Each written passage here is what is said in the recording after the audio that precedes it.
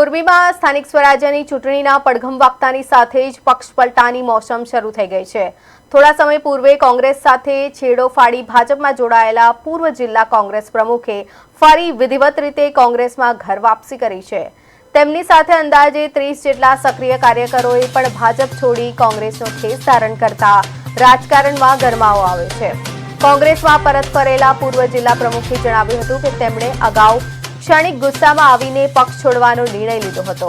જો કે ટિકિટ મેળવવી કે અન્ય કોઈ લાલચ તેમનો ઉદ્દેશ્ય નથી, પરંતુ તેમના દિલમાં કોંગ્રેસની વિચારધારા જીવંત હોવાથી તેઓ પરત ફર્યા છે।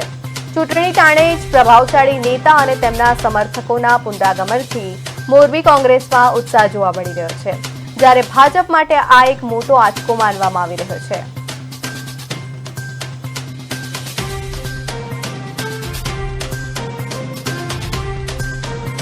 તો એક દેશના હિત માટે આપણે કોઈ કાર્ય કરવું હોય કે દેશના હિત માટેના વિચાર પણ તમે જ્યારે ભાજપમાં રજૂ ન કરી શકતા હોય તો ત્યારે ગાંધી અને સરદાર વલ્લભભાઈની વિચારધારા સાથે જોડાયેલો કોઈ પણ વ્યક્તિ ભાજપ સાથે રહી જ ના શકે।